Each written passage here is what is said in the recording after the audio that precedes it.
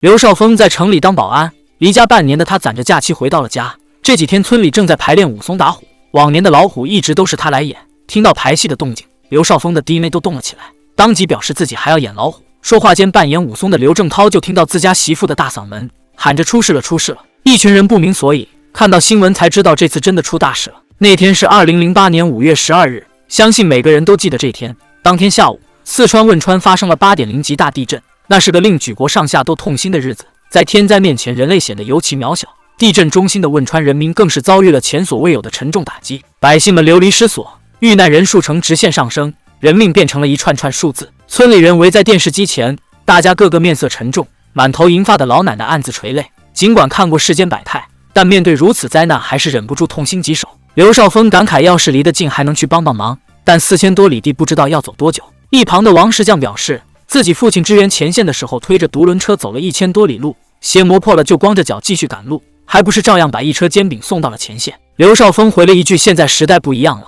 两人话不投机对呛起来，眼看就要动起手来。一旁的刘正涛将二人喝止，表示耍嘴皮子没用，想去四川的明天上午就出发。王石匠当即响应，几个年轻人也举手加入。刘少峰为了争口气，自然非去不可。刘正涛家里忙着盖房子，但男子汉吐口唾沫砸个坑，说好去帮忙，怎么好反悔？一方有难八方支援，大家不懂什么是大义，只知道谁都有遇到困难的时候，有钱出钱，有力出力，帮别人渡过难关总是没错的。队伍里最年长的三叔贡献出了自己的新车，女儿担心他的身体，嘱咐他一定要少喝酒。刘少峰也依依不舍地告别了妻子。郑涛的奶奶交给他一只老母鸡，吩咐他到了汶川煮给受伤的人补身子，最后嘱咐他们平平安安回来，告别了家人。一行10人也踏上了4000多里的驰援之路。出发不久，大家为了省电，把手机放在一起匀着用，接着按照之前说好的，每人拿出500作为这趟行程的资金，剩下的全都捐给灾区。一行人开着车进了市区，结果连人带车被交警扣了下来。几人商量着恐怕会耽误行程，于是一不做二不休，趁着交警查其他车时一脚油门跑路。3轮的最后没跑过2轮的，10个人垂头丧气地站在墙灯底下。交警表示不仅要罚款500，车也得扣下。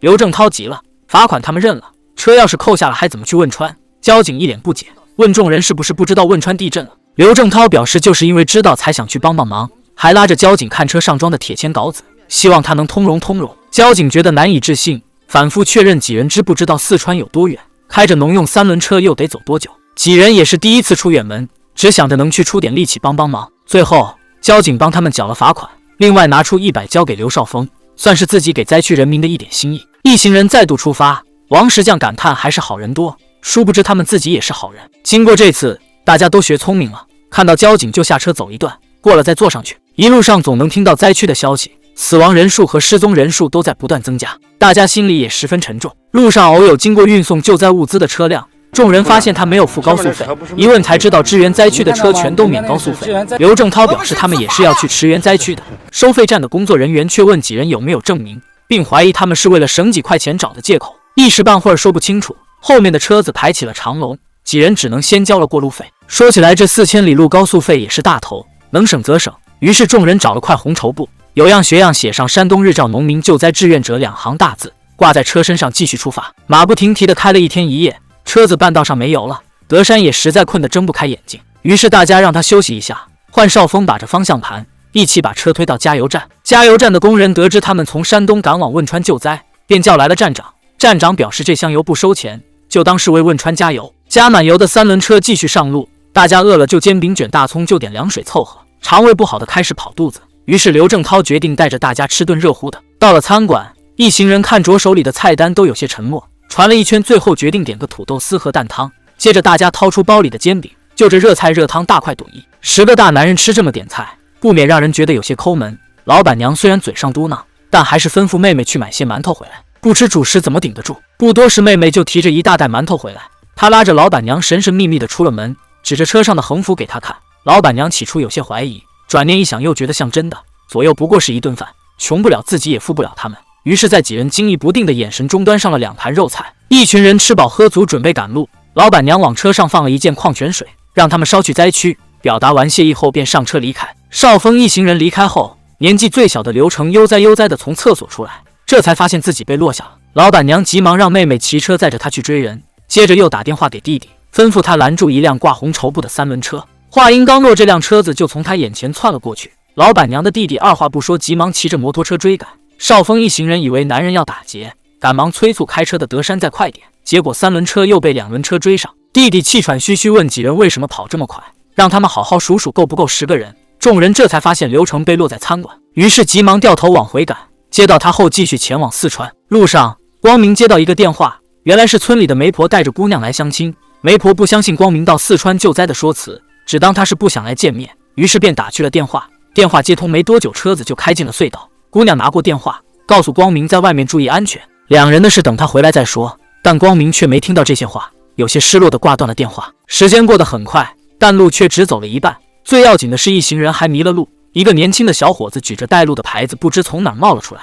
郑涛一问带路要20，急忙表示不需要。小伙子看到他们车上的红绸，当即提出可以免费带路。这条小路他们的车走不了，可以到高速公路上试试，通融说不定能过去。于是便带着他们来到高速口，工作人员照章办事，实在也不能放他们过去。众人将车子停在路边，一筹莫展。三叔提议返回，郑涛让大家投票表决，最好少数服从，多数继续赶路。这时电话响了起来，郑涛按了接听，对方告诉他顺子的爷爷过世了。此时顺子正在车上休息。得知这一消息，大家伙心里都不好受。顺子爹娘去得早，他是被爷爷一手拉着大的，众人实在不知道该怎么和顺子开口说这件事。商量一番后，决定让顺子先回去，但是要瞒着他爷爷过世的消息。殊不知这些话一字不落的被顺子听到，他眼含泪水朝家的方向大喊：孙子不孝！等救灾回来就到爷爷的坟前磕100个响头。眼下他们别无选择，必须尽快达到四川。于是郑涛再次找到收费站的工作人员，希望能帮忙。工作人员打电话给领导请示，最后的结果还是不能通过，但也不是没有办法。于是在工作人员的帮助下，他们人车分离，一起上了高速。众人再次感慨还是好人多。下了高速，几人又开着3轮车继续赶路，前方是十分险峻的秦岭环山公路。车上的众人看着陡峭的身体，全都屏息凝神。车子行驶到弯道时，2辆面包车毫无预兆的出现。德山猛打方向盘躲避，车头瞬间冲出悬崖，大家一动不敢动。那只老母鸡成了决定生死的重量。幸运的是，他给所有人选择了生门。3轮车回到了平地，大家的心也落到了实处。开车的德山更是满头大汗，瘫在地上，心有余悸地说自己不敢开车了。一群人正在劝慰德山。少峰的老婆打来电话，说保安公司把电话打到了家里，如果他再不回去就直接辞退。话说到这里，手机不争气的没电了，以至于少峰没听到后半段的转折。媳妇向公司领导说明了情况，领导十分支持，让少峰安心抗灾，并表示随时欢迎他回去。少峰以为自己要被辞退，既然结果无法改变，干脆做好眼前的事。于是他接替德山继续开车。少峰没摸过几次方向盘，但他是这群人中唯二有驾驶证的人，就算硬着头皮也要将大家带出去。所幸上天眷顾，一行人成功通过了秦岭。入夜后下起了大雨，这样赶路危险不说，身体也遭不住。于是大伙商量着找个旅馆住一晚。为了省钱，他们10个人开了一间房，就这样凑合着睡了一晚，这比在车上要舒服得多。就这样，日头东升西落，这一行10人经过4000里的长途跋涉，终于达到了四川灾区。他们一刻都没耽搁，便投入到了救援行动中。这种大义和无私感动了灾区乃至整个世界。这支农民志愿队也被冠以史上最牛救援队的称号。这就是真实发生在我们身边的，足以称之为榜样的英雄事迹。